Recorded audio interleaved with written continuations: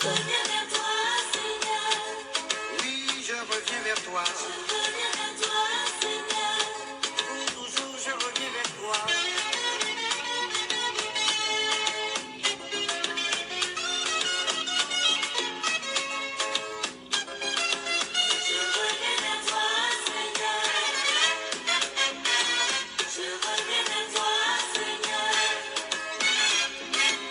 L'amour, ce n'était qu'un jeu pour moi. J'ai fait pleurer de jolis yeux, mais je n'ai jamais été heureux. L'argent a filé entre mes doigts, la peur me gagne peu à peu. Je sens qu'un jour je serai vieux. Je reviens vers toi, Seigneur. Oui, je reviens vers toi. Pour toujours, je reviens vers toi.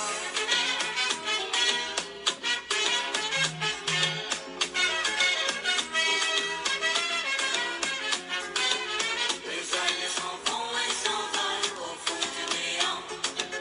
Oui, j'ai été fou et frivole, je prie maintenant. Les années s'en vont et s'envolent au fond du néant. Oui, j'ai été fou et frivole, je prie maintenant. Je prie maintenant. Oui, je prie Je prie maintenant. tous les jours. Je prie maintenant. Oui, je prie Je prie maintenant. tous les jours.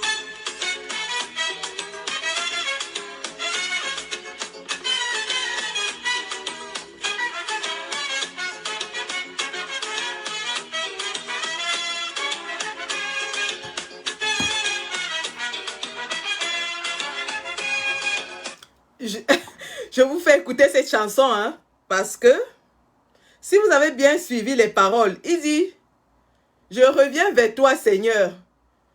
L'argent a filé entre mes doigts. La peur me gagne peu à peu. Je sens que bientôt je serai vieux. J'ai été fou et frivole. Écoutez, pourquoi est-ce que je vous fais écouter cette chanson?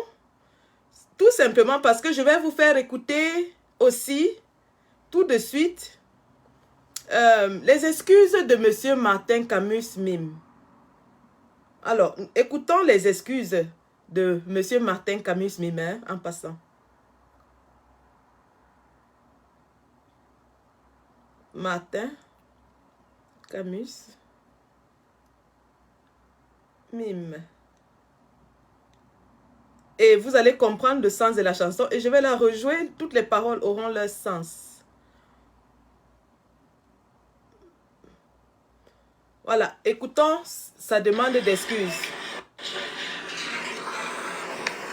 Mesdames, Messieurs, permettez-moi de vous remercier très sincèrement et du fond de mon cœur d'être présent dans cette salle.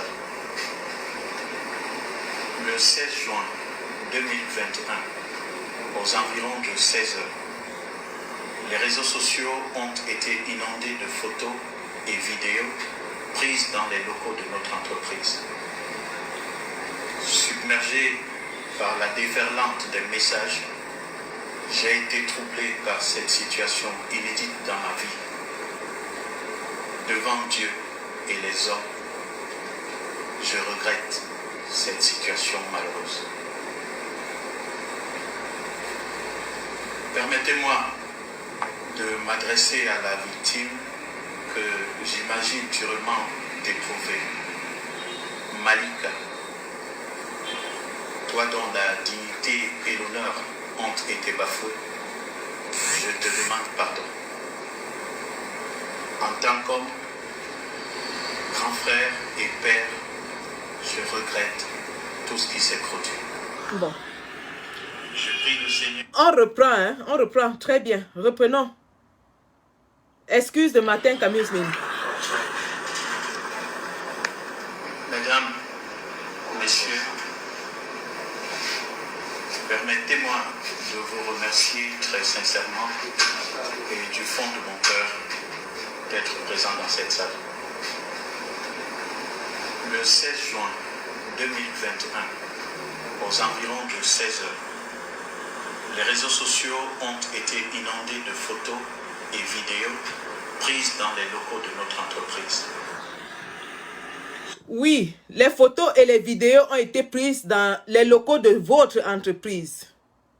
Qui était dans la photo? Qui était dans la vidéo? Qui a fait la photo? Qui a fait la vidéo? Qu'on montrait la photo? Qu'on montrait la vidéo? Tu ne nous dis pas ça, hein? Il faut dire. Pour demander pardon, il faut reconnaître la faute. Tu ne nous dis pas. Tu nous dis, des photos et des vidéos ont été prises et ont inondé. Les qui ont pris les photos? Les qui ont pris les vidéos? Qui était dans la photo? Qui était dans la vidéo? Tu ne nous dis pas. Submergé par la déferlante des messages, j'ai été troublé par cette situation inédite dans ma vie. Bon, j'arrête. Il dit qu'il a été troublé par cette situation inédite dans sa vie. La vidéo que tu as faite hier, c'était être troublé. Quand les photos et les vidéos sont sorties, Martin Camus Mime, ce n'est pas toi qui a fait un communiqué pour dire que 2 inconnus se sont retrouvés dans ton bureau et tu les as laissés là pour aller faire l'émission. Et puis les photos et les vidéos sont sorties. Martin Camus Mime, ce n'est pas toi le lendemain. Tu dis que tu étais choqué et que tu étais vraiment désolé. Mais le jour-là, tu racontais des bobards. Tu nous racontais des histoires. Et après, tu as nargué les gens. Tu es parti sur Canal 2 narguer le peuple, narguer la victime, narguer sa famille, narguer la gente féminine. Tu ne peux pas nous dire aujourd'hui que vraiment tu étais choqué. Tu mens. Tu n'as jamais été choqué. Devant Dieu et les hommes, je regrette cette situation malheureuse. Ce n'est pas une situation malheureuse. Dis ce que tu regrettes. Tu ne dis pas ce que tu regrettes. Situation malheureuse, Wenje. Situation malheureuse, Wenje. Tu regrettes quoi? Dis-nous. Tu demandes pardon, mais tu ne dis pas pourquoi tu demandes pardon. Tu regrettes, mais tu ne dis pas pourquoi tu regrettes. Tu regrettes quoi? Situation malheureuse, Weki. Permettez-moi de m'adresser à la victime que j'imagine durement éprouvée. Malika. Toi dont la victime que tu imagines durement éprouvée. Elle est victime de quoi? Dis-nous de quoi elle est victime. Tu ne peux pas dire la victime éprouvée est victime de quoi? Tu parles à demi-mot, tu parles sans parler. Tu ne nous dis rien. Tu demandes pardon pour rien. Tu demandes pardon à qui? Pourquoi? Tu ne nous dis pas la victime, les événements. Mais qui est fou? la dignité et l'honneur ont été bafoués. Je te demande pardon. En tant qu'homme, grand frère et père, je regrette tout ce qui s'est produit. Tu regrettes tout ce qui s'est produit. Qu'est-ce qui s'est produit? Parce que nous, les gens qui t'écoutent ne sont pas censés savoir pourquoi tu demandes pardon. Tu regrettes tout ce qui s'est produit. Qu'est-ce qui s'est produit? Tu ne nous dis pas ce qui s'est produit. Tu ne nous dis pas les qui étaient dans ta vidéo. Tu ne nous dis pas les qui étaient dans ton bureau. Tu ne nous dis pas ce qui s'est fait dans ton bureau. Qui a fait quoi? Mais tu regrettes. Tu parles de victime. Tu ne nous dis pas de quoi elle est victime. Je prie le Seigneur de te fortifier. Ah, maintenant, tu pries le Seigneur de la fortifier. Hein? Donc, je reviens vers toi, Seigneur. Quand tu pratiquais les insanités, c'est-à-dire que les choses les plus horribles, le Seigneur n'existait pas. Hein? Le Seigneur n'existait pas. Quand tu faisais le rallye sur les petites filles, le Seigneur n'existait pas. Quand tu faisais la partouze sur les gamines, il n'y avait pas de Seigneur. Maintenant, tu prends Dieu, tu mets devant vous. Permettre de traverser cette étape tout en gardant foi et confiance en la vie.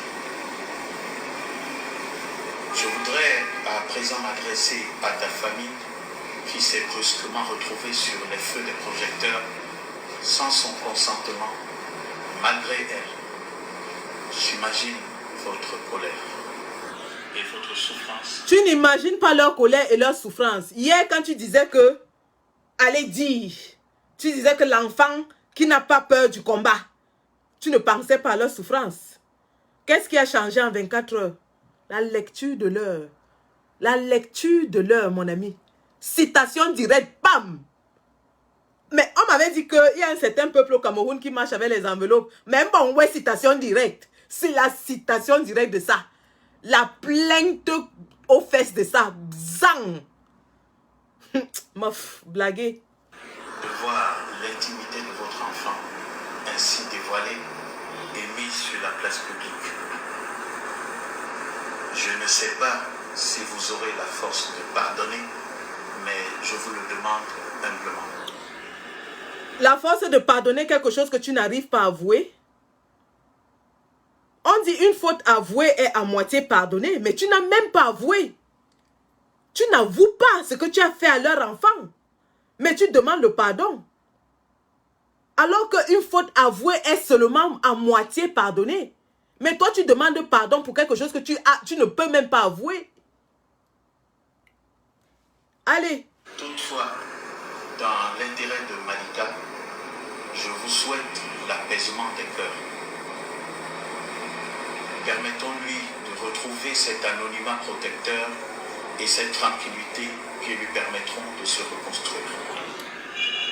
Elle ne retrouvera la paix, elle ne retrouvera la tranquillité que lorsque tous ces bourreaux seront jetés en prison. Elle ne retrouvera la dignité que lorsque ces violeurs seront derrière les barres. C'est de ça qu'il est question. Il n'y a pas de justice pour les riches et justice pour les pauvres. Les Alain Foguet qui sont en prison, jetés en prison, ils ont violé qui? Depuis des mois, ils sont en prison. Les Olivier Bibou-Nissak qui sont embastillés depuis, ils ont violé qui? Ils ont publié la nudité de qui? Toi, tu as violé des femmes, publié leur nudité et tu demandes le pardon. Et tu crois que la justice, elle va oublier, elle va pardonner comme ça. La paix ne sera obtenue que lorsque tu seras derrière les barreaux. Mes excuses les plus sincères, je les présente aussi à toutes les femmes et à tous ces hommes qui ont été choqués. Je pense particulièrement aux personnes fragiles que j'accompagne au quotidien, à ces personnes vivant avec le handicap. Oui, maintenant pour jouer sur la fibre sensible, tu ramènes l'handicap. Quand tu violes les femmes, tu n'es pas handicapé. Pour ramener la fibre sensible, faire pitié aux gens, tu ramènes le handicap. Quand tu ricanais hier, tu n'étais pas handicapé. Quand tu étais Brad Pitt, le plus bel homme du Cameroun, celui que toutes les femmes courent après, tu n'étais pas handicapé. Maintenant que tu lis l'heure, tu rappelles déjà aux gens que tu es handicapé. Jeunes et vieux, qui grâce à mes actions ont retrouvé un peu d'espoir et de confiance. J'imagine votre peine et votre souffrance. Vous m'avez porté dans vos cœurs et prières depuis que je suis handicapé, depuis que je suis petit jusqu'à ce jour. En ces moments douloureux que je traverse avec vous, j'ai également une pensée émue pour ma maison d'édition. Ma maison d'édition qui m'a fait confiance et s'est investie humainement, financièrement et émotionnellement pour faire connaître mon histoire au monde entier à travers l'édition de mon livre. Oui, maintenant qu'ils ont annulé la vente de tes livres, il fallait y penser avant de filmer une petite fille de 17 ans et de balancer dans les réseaux sociaux. Il fallait penser à ça. Il fallait penser à ton statut de journaliste. Il fallait penser à ton statut d'homme public. Il fallait penser à ton statut d'homme connu. Mais non, c'était plus fort que toi. C'était plus fort que toi. Il fallait que tu abuses de cette gamine, que tu l'humilies et que vous publiez ses photos et ses vidéos. Aujourd'hui,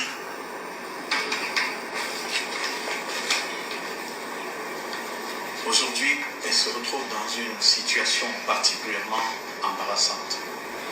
J'en suis profondément désolé. À vous, mes amis, vous qui m'avez toujours soutenu de bonne foi et qui estimez avoir été trahi, je regrette profondément et je vous promets de faire des efforts pour mériter votre amitié précieuse. Tu le dis si bien parce que le haut lendemain des faits, les soutiens de ça, ça sortait de partout. Oh les Maloxo, oh les Dynasties le Tigro, oh les Patatio, les soutiens de ça.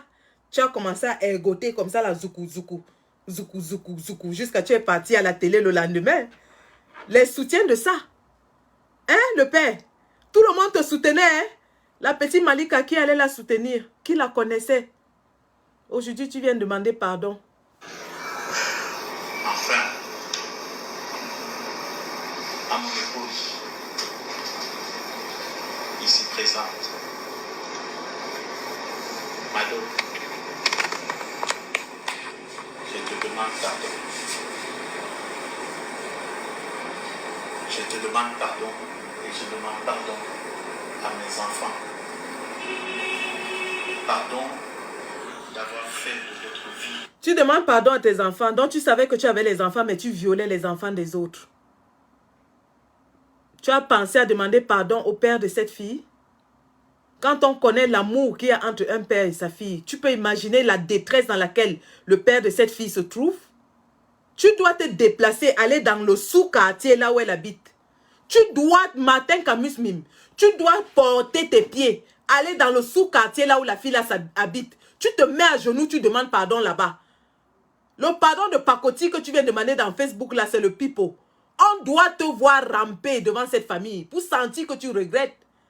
C'est un homme comme toi qui a fait cette fille. Tu as des enfants que tu protèges, mais tu violes les enfants des autres. Un enfer. Milan Kundera disait vivre dans un monde où nul n'est pardonné, où la rédemption est refusée, c'est comme vivre un enfer. Oui, notre vie actuelle est devenue un enfer. Je ne le souhaite à personne. Mesdames et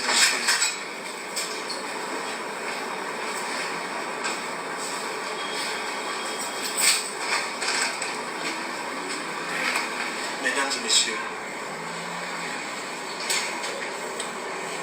à compter de ce jour, mes comptes sur les réseaux sociaux, Facebook, Instagram et autres, resteront inactifs.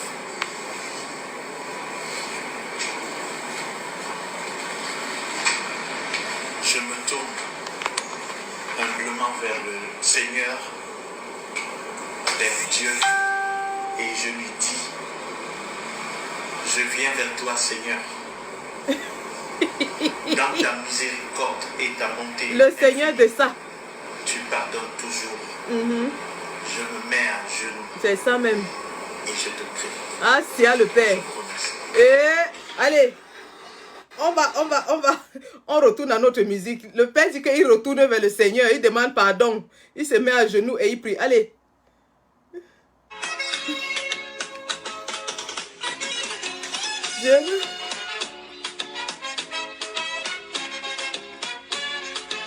Le Père, voici ta nouvelle chanson. Je reviens vers toi, Seigneur. Je reviens vers toi, Seigneur. Le vrai bonheur, malgré l'alcool et sa magie, malgré les filles de boîte de nuit. J'ai été joueur et puis tricheur.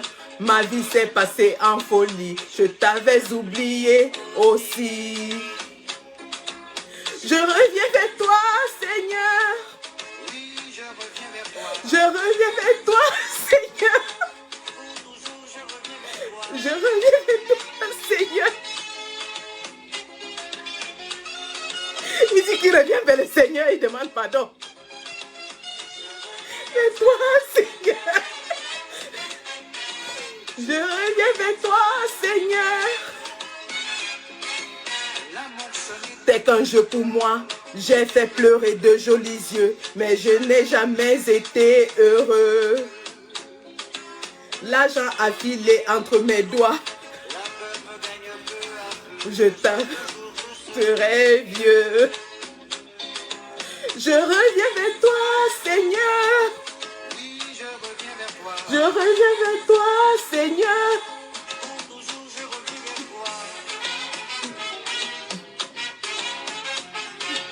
Matin, Camus me dit qu'il revient vers le Seigneur. Il demande pardon. Il va retourner à l'église.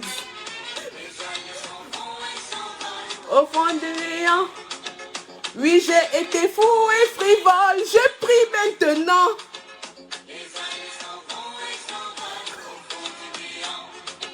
Oui, j'ai été fou et frivole, je prie maintenant. Je prie maintenant. Je prie maintenant. Je prie maintenant. Je prie maintenant.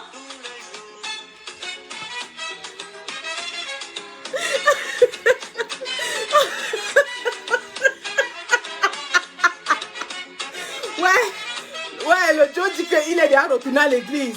Il retourne vers Dieu. Il prie maintenant.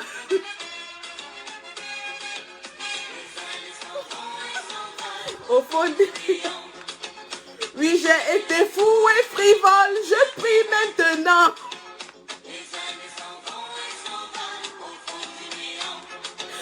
Oui, j'ai été fou et frivole. Je prie maintenant. Je prie maintenant. Je prie maintenant. Tous les jours. Oui.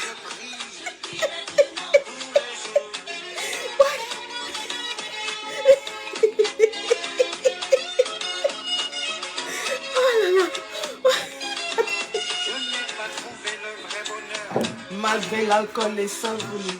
Malgré les filles, les boîtes de nuit. J'ai été joueur et puis tricheur. Ma vie s'est passée en folie. Je devais oublier. Martin Camus n'a pas trouvé le bonheur malgré le Jack Daniels. Il n'a pas trouvé le bonheur malgré les filles que Wilfried était qui lui ramène. Malgré les filles du comptoir colonial et le Jack Daniels, il n'a pas trouvé le bonheur. Mais je n'ai jamais été heureux. L'argent a filé entre mes doigts. Je sens qu'un jour je serai vieux.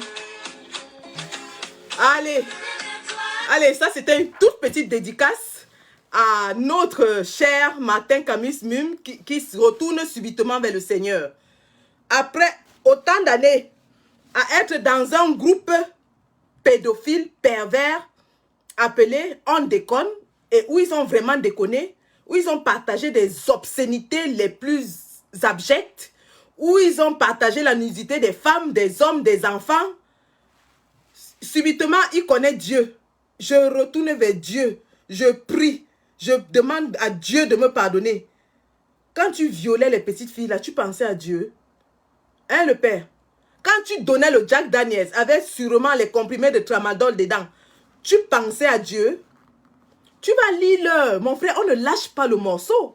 Tu n'as même pas commencé à avouer. Tu n'as même pas avoué. Je vais vous montrer l'exemple d'un homme qui a commis une faute. Encore que là, c'était un acte consentant entre deux amants, deux adultes. Un homme public qui a commis une faute alors qu'il était en service. Et il a demandé pardon. Je vais vous montrer à quoi ressemble le pardon d'un homme qui a commis une faute. Encore que là, c'est une faute, ce n'est pas un crime. C'est une faute professionnelle, mais ce n'est pas un crime. Je vais vous montrer.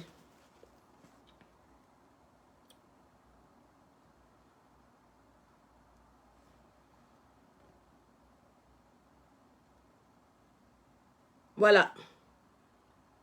Il s'agit ici du président Bill Clinton qui avait eu une relation sexuelle avec sa secrétaire Monica Lewinsky dans le bureau de la présidence de la République des États-Unis, dans le bureau ovale. C'était son amante, ils avaient déjà des relations intimes, mais cette fois-là, il les a eues dans le bureau ovale. Or, on sait que le bureau ovale, le bureau de l'homme le plus puissant au monde, est truffé de caméras. Évidemment, les images ont fuité et c'est devenu une affaire mondiale. Bill Clinton a demandé pardon. Regardez ça. Hein?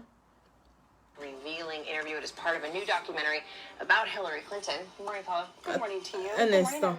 Je vais trouver là où il demande vraiment pardon. Voilà. Bill Clinton demande pardon. It becomes clear he wasn't always telling the truth. Over the years, there have been dramatic late-night speeches from the White House. It becomes clear he wasn't always telling the truth. Over the years, there have been dramatic late-night speeches from the White House, national tragedies and national triumphs, but nothing like the speech that we're about to hear from there tonight.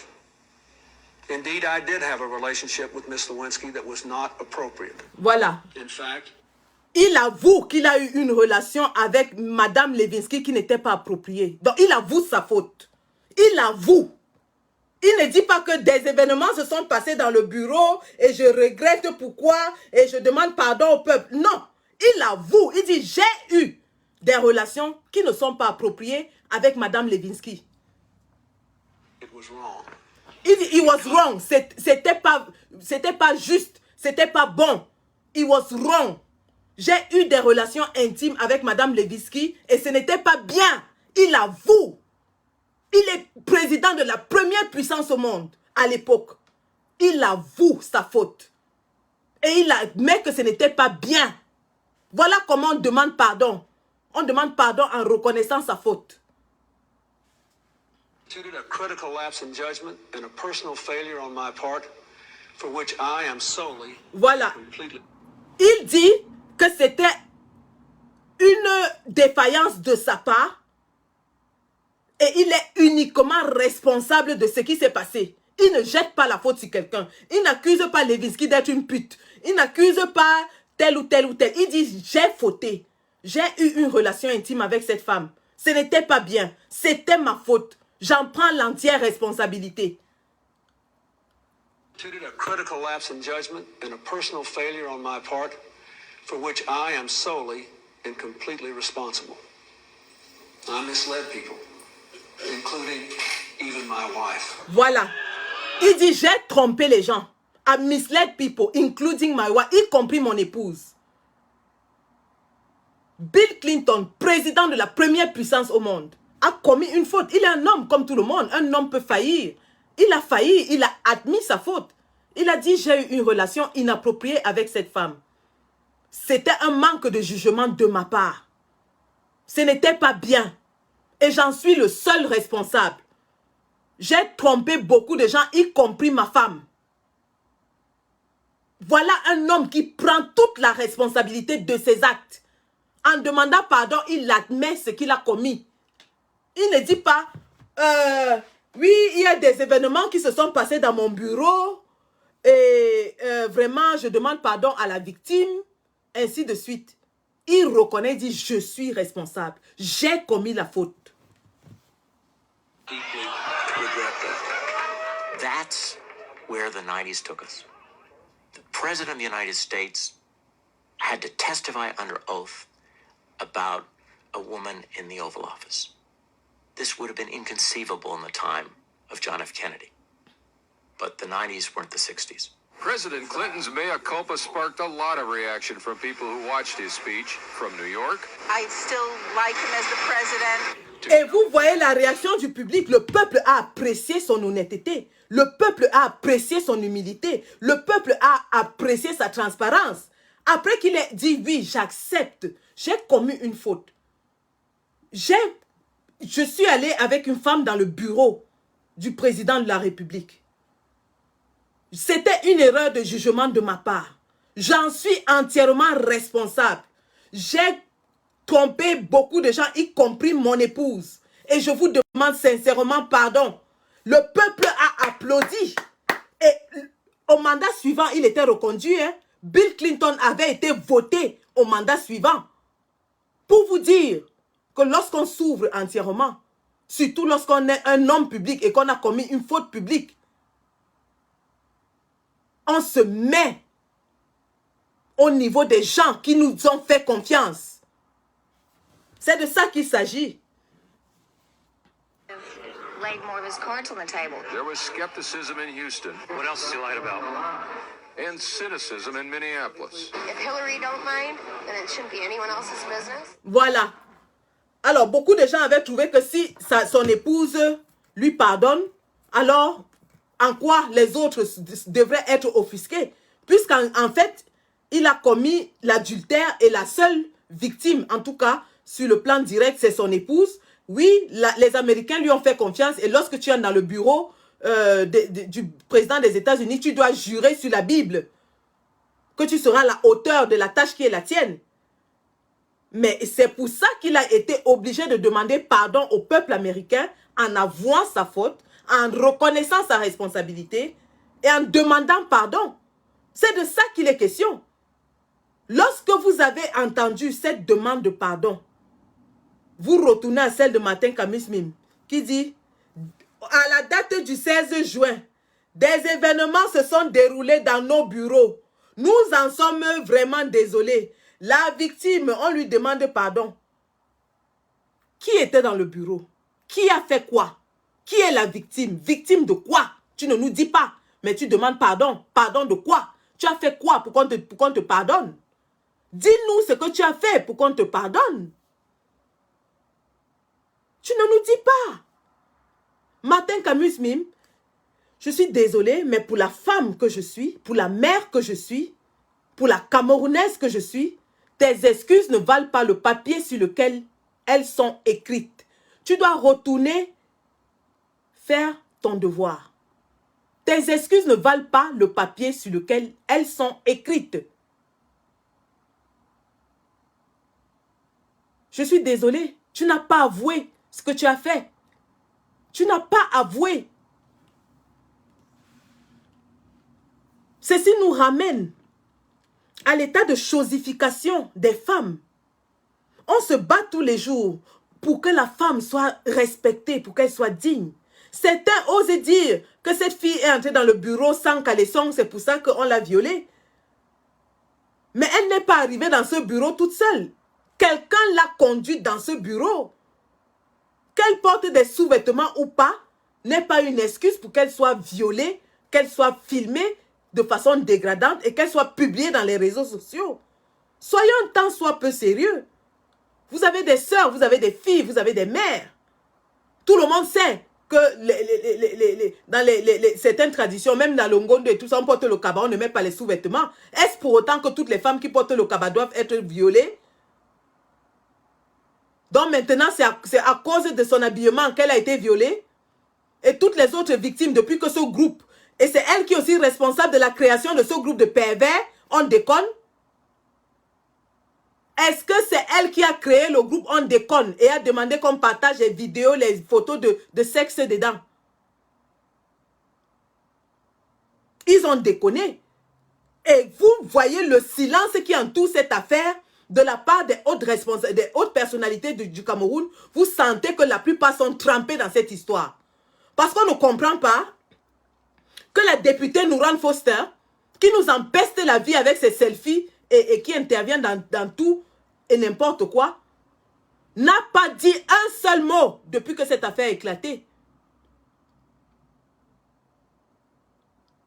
Le silence, l'omerta. Où est Madame Kawala? Elle est où? Qu'est-ce qu'elle a dit par rapport à ce scandale? Qu'est-ce qu'elle a dit par rapport au viol de cet enfant? Où sont les marches? On a vu les Amazones aujourd'hui se déployer. On veut que les femmes sortent marcher pour demander qu'on arrête d'abuser, de violer, de tuer les femmes au Cameroun. Les hommes repassent les seins de leurs femmes. Les hommes boxent leurs femmes jusqu'à les défigurer. Les hommes tapent leurs femmes jusqu'à les tuer au Cameroun. Les hommes tirent. Le préfet qui avait tiré sur sa copine, il a été promu. La femme est devenue un objet de tous les abus, de tous les fantasmes, de tout ce qui est violent et de mauvais au Cameroun. Et les femmes camerounaises qui ont la voix qui porte ne disent rien. C'est ça qui est écœurant.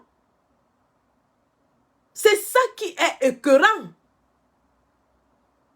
Qu'on ait des femmes qui ont la voix qui porte, mais qui ne s'indignent pas lorsque les femmes sont traitées comme des moins que rien au Cameroun.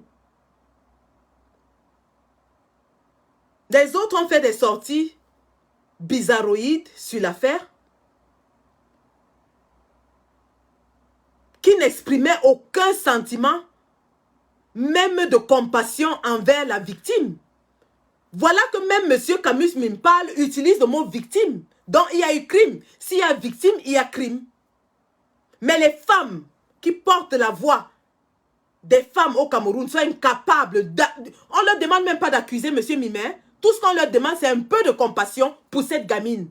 Elles sont incapables d'exprimer de la compassion pour cette gamine. Elles sont incapables d'exprimer de la compassion pour cette gamine. Monsieur Mime, ces excuses, comme je disais, ne valent même pas le papier sur lequel elles sont écrites.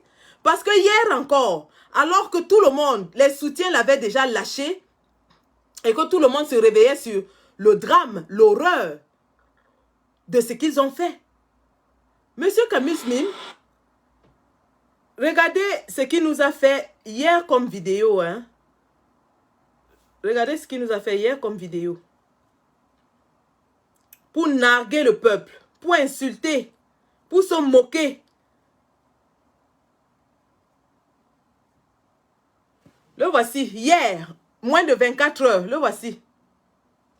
Un enfant fort n'a pas peur du combat.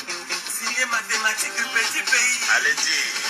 Celui qui parle dans mon dos a peur de moi.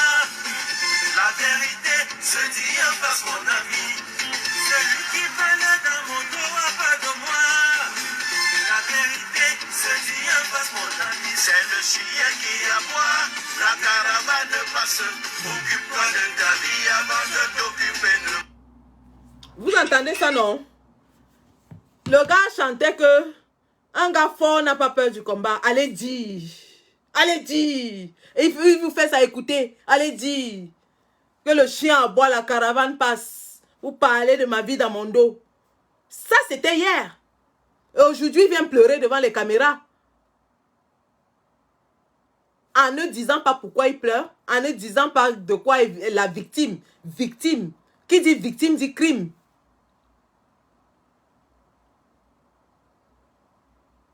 Vous allez apprendre à respecter le peuple.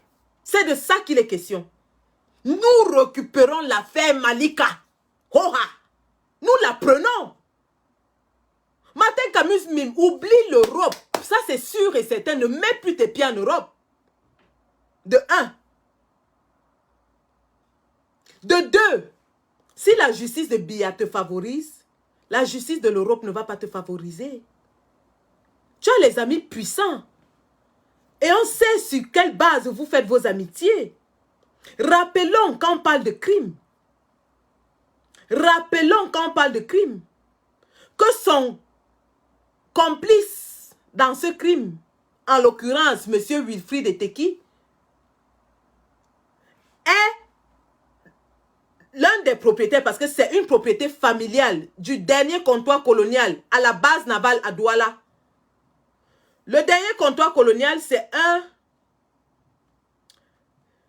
un bar-restaurant au bord du Vouri qui est très prisé par les touristes, par les hommes d'affaires, par la jet-set camerounaise. Et puisque c'est un bar-restaurant prisé par les hommes d'une certaine classe, évidemment, ça attire beaucoup de prostituées. Alors, monsieur Eteki, qui est propriétaire, un des propriétaires de cet endroit, qu'est-ce qu'il fait? Il est rabatteur, proxénète. C'est lui qui recrute les prostituées dans son bar-restaurant. Il recrute les prostituées dans son bar-restaurant. Il est le receleur, le recruteur-receleur, le proxénète. Il les propose donc aux personnalités qui sont dans leur groupe. Et lorsque ces gens utilisent ces filles, ils font des photos, vidéos qu'ils postent dans leur groupe. Donc ce jour-là, Dieu seul sait pourquoi. Après avoir abandonné Malika, parce que lui-même il avoue. Il a avoué qu'il sortait avec Malika depuis 3 ans. Donc ça suppose qu'il a commencé à sortir avec elle quand elle avait 14 ans. Elle était encore très petite. Elle était un bébé. Un monsieur qui a 50 ans, qui avoue qu'il sort avec une fille de 17 ans depuis 3 ans. Imaginez un peu le niveau de perversité, de perversion. Un homme qui a la cinquantaine, qui est sûrement grand-père, il avoue qu'il sort avec une fille depuis 3 ans. Une fille qui a 17 ans. Il avait lâché, et puis subitement, il réapparaît dans sa vie. Peut-être qu'il a su qu'elle était vulnérable, qu'elle avait besoin d'argent. Il la porte, il l'amène chez son ami à la radio. Et il tourne ce que vous avez vu là.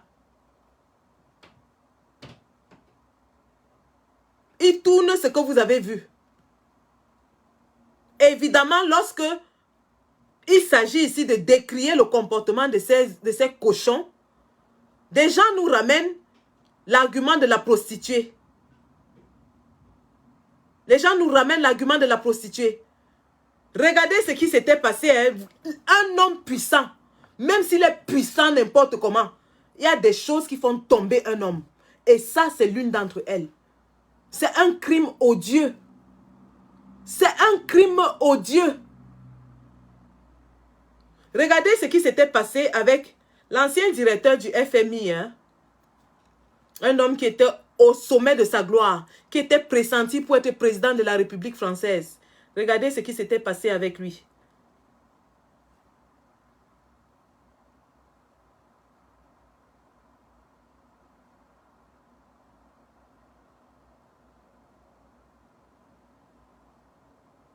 Alors, est-ce que je l'ai là?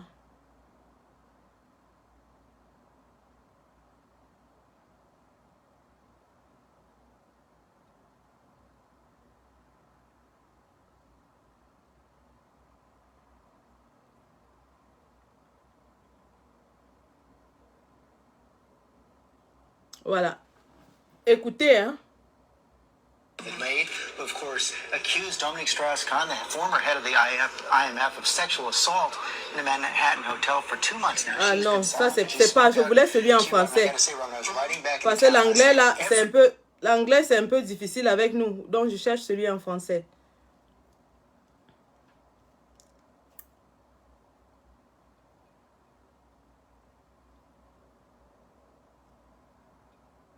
Je l'avais tout à l'heure, hein.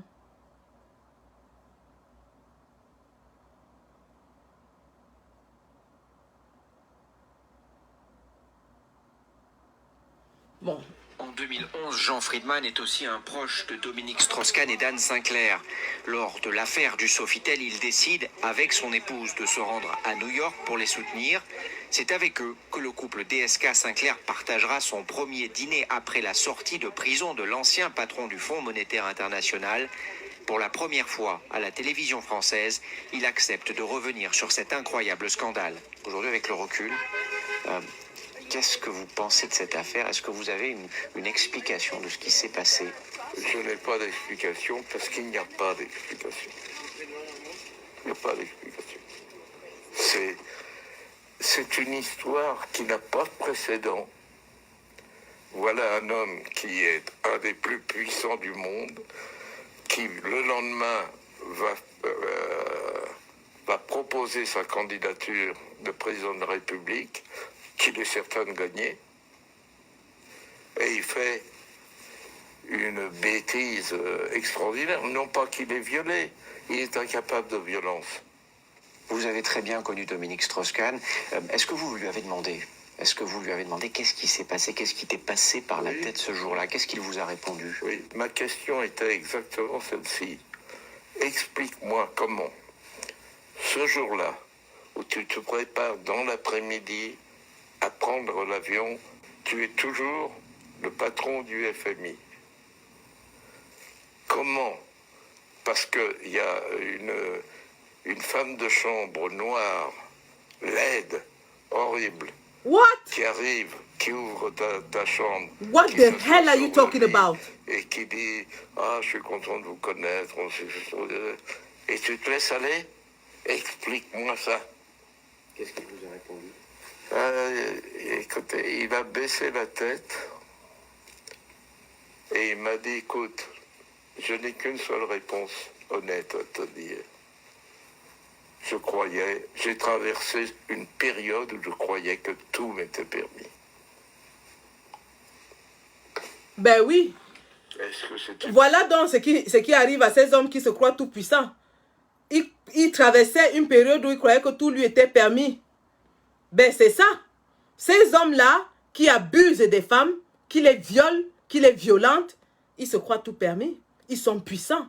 Ils ont des amis procureurs, magistrats, présidents de je ne sais quoi, députés. Alors ils peuvent se permettre de violer, d'abuser des femmes. Et quand j'écoute encore je ne veux pas utiliser les termes, mais la façon dont il décrit Nafissatou Diallo est révoltante. Mais alors vraiment révoltante. Et vous voyez, c'est le même procédé. Quand ils abusent d'une femme, ils veulent la diaboliser, ils veulent la dépeindre comme étant une femme aux mœurs légères, comme étant une femme qui ne vaut pas la peine. Mais qu'elle soit laide, qu'elle soit sale, qu'elle soit n'importe quoi, tu as mis ta kikinette sur elle. Elle ne t'a pas attrapé, elle ne t'a pas forcé. Comme ceux qui disaient que la petite fille, si était une prostituée, elle est une prostituée, mais elle n'a pas forcé un homme. C'est subitement lorsque vous l'exposez qu'elle devient une prostituée. Je veux mettre la version de Nafissa tout parce que là c'est plus juste. Hein. Je pense que cette version n'était pas... Moi ça m'a un peu... ça m'a écœuré ces propos-là. Voilà. Elle ne s'était pas exprimée publiquement depuis près de 8 ans. Il y a quelques semaines, Nafissatou Diallo a accepté de répondre aux questions du correspondant de Paris Match aux États-Unis pour revenir sur son histoire. J'ai dit la vérité, j'ai été piégée et trahie. Je ne me remettrai jamais de la façon dont les procureurs de New York m'ont traitée. À cause de ce qu'ils m'ont fait subir, j'ai eu envie de me suicider. J'ai été traitée de prostituée. L'affaire DSK a gâché ma vie. Bonjour à tous, bon réveil. Le dimanche 15 mai 2011, Édition spéciale sur BFM TV avec un... la France se réveille sonnée. Pas galvaudé puisque Dominique Strauss-Kahn devrait être inculpé pour agression sexuelle. De l'autre côté de l'Atlantique, le président du Fonds monétaire international a été arrêté par la police alors qu'il s'apprêtait à décoller vers la France. Son accusatrice est une femme de chambre du Sofitel de Manhattan. À l'époque, nous nous étions procuré les images de la vidéosurveillance de l'hôtel. On y voit Dominique Strauss-Kahn à la réception, sur le point de quitter l'établissement. Dans un couloir, l'employé décrit à ses supérieurs une agression. Un appel est passé à un commissariat voisin. Allô, je voudrais signaler une agression sexuelle. Et qui est le plaignant? Nous sommes à un hôtel. Une femme de chambre a été attaquée par un de nos clients. 2 jours plus tard, celui que beaucoup imaginaient comme un futur candidat à la présidentielle en France s'avance hagard devant le tribunal. Il est placé en détention provisoire, puis en résidence surveillée. La plaignante n'apparaîtra publiquement que plusieurs semaines plus tard. My name is Nafi Diallo. I'm here today to tell everybody how much I'm going through for those past 2 months. Ses avocats ont décidé de changer de stratégie, car le dossier de leur cliente se révèle fragile. Elle aurait menti sur plusieurs points lors des audiences. Une accusation sur laquelle elle revient aujourd'hui. Si c'était à refaire, je referais exactement pareil. Ce qui est arrivé m'est tombé dessus. J'ai dit la vérité et j'ai été privée de justice. Le 23 août 2011, les poursuites sont finalement abandonnées, au grand soulagement du camp Strauss-Kahn.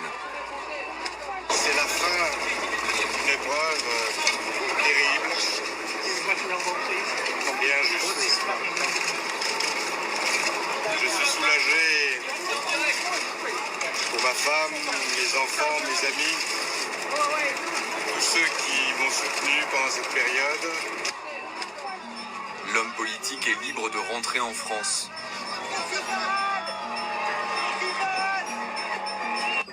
Au civil, une autre procédure aboutira à un arrangement entre DSK et son accusatrice. The amount of the settlement is pursuant to an agreement by the parties and with my ratification is confidential. Selon des estimations, Nafissatou Diallo aurait touché au moins $1 million pour renoncer à toute poursuite. I just want to say I thank everyone who support me all over the world. I thank everybody. I thank God. And God bless you all. Thank you very much. Quelques années après cette transaction financière, l'ancienne femme de chambre a ouvert un restaurant afro-américain dans le Bronx, à une demi-heure au nord de Manhattan. L'établissement fermera ses portes moins d'1 an plus tard, après un incendie. Selon plusieurs sources, elle se serait ensuite partagée entre l'Afrique et les États-Unis, où elle confie aujourd'hui avoir des projets. Je veux créer une fondation dont j'ai déjà le nom en tête pour aider les femmes qui, comme moi, sont arrivées en Amérique sans éducation, sans même parler la langue et qui ont vécu des situations horribles. Je ne m'étais jamais considérée comme une militante féministe, mais je veux que ce qui m'est arrivé serve aux autres. Elle souhaiterait aussi écrire un livre pour revenir sur son histoire, mais elle assure ne rien avoir à dire à celui qu'elle accuse. Je n'ai pas envie de savoir ce qui lui arrive, je ne veux plus penser à lui.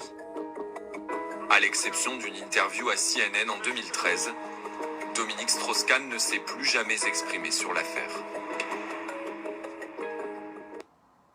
Ben voilà, et c'est le même drame que vit la petite Malika aujourd'hui. Parce que lorsqu'une femme se met à être exposée dans le domaine public, dans une affaire aussi violente, dans une affaire aussi écœurante, ça lui colle à la peau pour le reste de sa vie. Lorsque vous tapez Nafissatou Diallo, c'est l'affaire Dominique Strauss-Kahn qui revient. Et évidemment, les procédés sont les mêmes. Un homme puissant, il a les amis avocats, procureurs, ainsi de suite, qui ont essayé d'étouffer l'affaire. Et lorsque même la fille a accepté l'arrangement à l'amiable et qu'elle essaye de refaire sa vie, ils sont à sa traque. Vous avez vu son restaurant brûler un an après. Elle n'a plus eu de vie normale après cet incident. Et aujourd'hui, on veut nous dire de lâcher l'affaire encore plus concernant une gamine. Mais non. Cette fille est traumatisée à vie. Elle est traumatisée à vie. Et tant que ces bourreaux ne passent pas aux aveux complets, nous ne lâchons pas. Il s'agit de passer aux aveux complets. Et que ce réseau de pervers pédophiles proxénètes soit démantelé. Nous voulons les noms. Le silence de certains acteurs de la vie publique au Cameroun est ahurissant. Ce silence est assourdissant. Surtout des femmes. Surtout des femmes, des mères, qui n'arrivent même pas à exprimer de la compassion. Admettons que M. Camus Mim soit leur ami, mais exprimez au moins de la compassion pour ce que cette fille a subi. Et pour cela, nous autres, nous avons décidé que nous n'allons jamais lâcher cette affaire jusqu'à ce que justice soit faite. On ne lâchera pas jusqu'à ce que justice soit faite. Et si la justice de Biya n'agit pas, la justice du peuple agira. On va s'assurer que M. Martin Camus Mim et ses complices subissent au moins la moitié du préjudice que leur victime a subi. C'est lui-même qui parle de victime, hein? Qui dit victime dit crime. Nous ne lâchons pas. Alors, M. Martin Camus Mim, qui s'est retourné vers le Seigneur, nous allons terminer notre live, vite fait, où on voulait juste analyser votre pardon.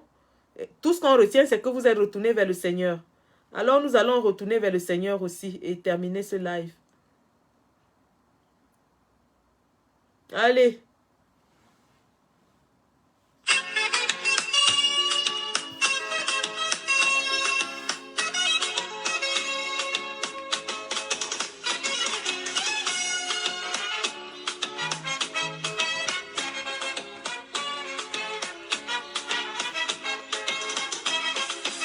Je reviens vers toi, Seigneur. Je reviens vers toi, Seigneur. Je n'ai pas trouvé le vrai bonheur. Malgré le Jack Daniels et les Tramadol, malgré les filles du comptoir colonial, j'ai été joueur et puis tricheur. Ma vie s'est passée en folie. Je t'avais oublié aussi. Martin revient vers toi. Martin Camus revient vers le Seigneur.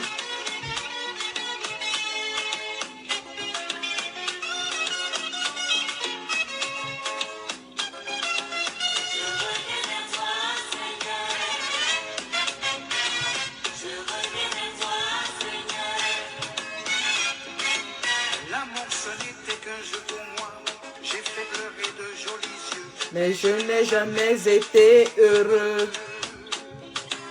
L'argent a filé entre mes doigts. Je sens qu'un jour je serai vieux. Mais tu es déjà vieux.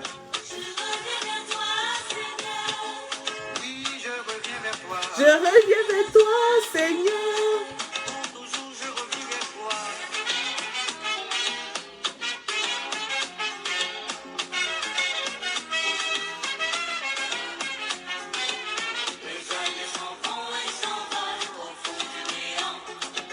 Oui, j'ai été fou et frivole, je prie maintenant.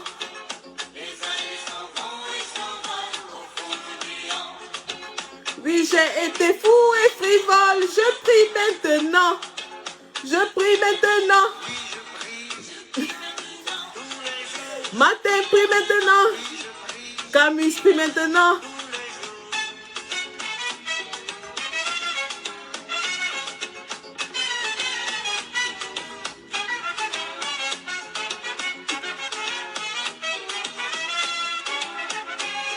Oh les gars.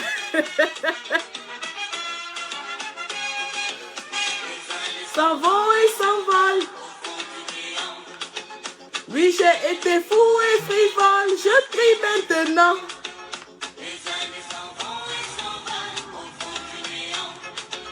Oui, j'ai été fou et frivole, je prie maintenant.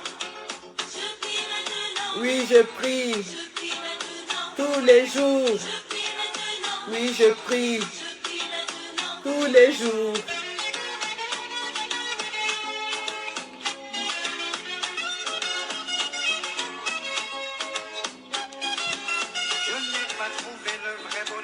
Malgré le Jack Daniels et sa folie.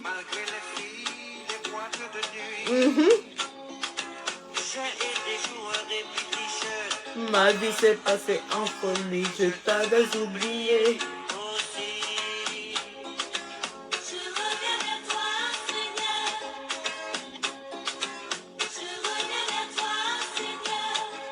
Allez les gars. L'amour ce n'était qu'un jeu pour moi. J'ai fait pleurer de jolis yeux, mais je n'ai jamais. Tous à Paris le 3 juillet. Tous à Paris pour porter la voix de notre peuple meurtri. Pour porter la voix des femmes camerounaises violées. Pour porter la voix des femmes camerounaises bafouées. Tous à Paris pour tchouquer dans le fémur du régime satrapique qui croyait qu'il nous a réduits au silence. Tous à Paris pour le dire que le combat en diaspora ne fait que commencer. Tous à Paris pour se remettre au front. Oui, il y a eu une petite trêve. Mais on se remet au front du combat. C'est de ça qu'il est question. Mon hôtel est réservé. Mon train et mon billet d'avion sont réservés. Mes tests Covid sont réservés. Je suis prête. Mon corps démange. Ça fait longtemps que je n'ai pas été dans l'action. Mon corps démange. J'ai envie de tchouquer le fémur. Le sardinat qui va tomber entre mes mains à Paris va lire l'heure. Je dis que quand j'arrive à Paris, là, je vais fouiller même les sardinats pour rien. Pour rien comme ça, je vais les fouiller. Oui, le combat reprend. Le combat reprend de plus belle. Mobilisation générale. Tous en rang serré derrière notre président élu, le seul leader de la révolution camerounaise. Tous à Paris pour réclamer la libération de nos prisonniers politiques. Mon salut ici va au professeur Alain Foguet, notre stratège.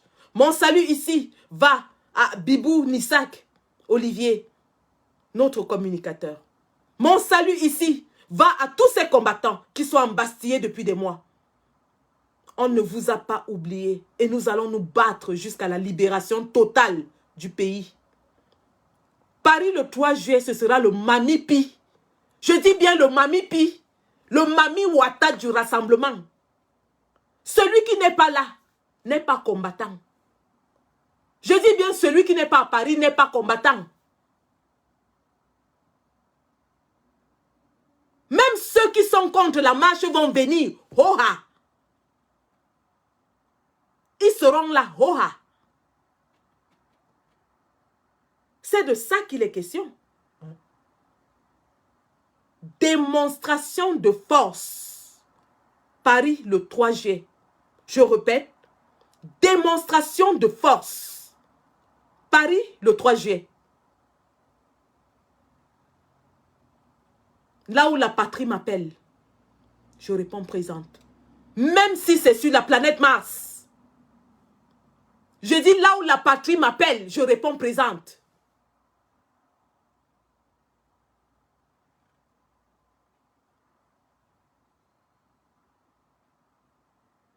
Ma collection de billets d'avion est comme ça, depuis le début du combat, comme ça. Mes réservations d'hôtel, c'est comme ça. On ne lâche rien. On ne se fatigue pas. On va porter la voix de Itembe Clément. On va porter la voix de la petite Malika. On va demander où sont les 180 milliards volés. On n'a pas oublié, hein? On n'a pas oublié les 180 milliards. Vous allez nous dire où c'est parti. Le combat ne fait que commencer. Oui.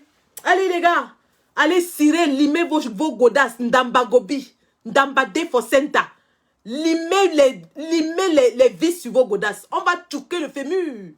On va casser les fémurs. Merde. J'ai dit qu'on va casser le fémur. Est-ce que moi je pars pour faire le voix bébé? Je pars à la marche pour faire le voix bébé. En tout cas. On se retrouve tous à Paris. Hein? C'est Paris le 3 juillet. C'est Paris et nulle part ailleurs. C'est Paris. Ndamba Gobi. Il y aura match. Hoha. Il y aura match. Il y aura match. Et le sardina qui tombe entre nos mains, on va le manger cru. Allez les gars. La patrie ou la mort. Nous serons vainqueurs. Le peuple a toujours raison. Le peuple a toujours raison. La patrie ou la mort. Rien ne nous arrêtera. Nous vaincrons.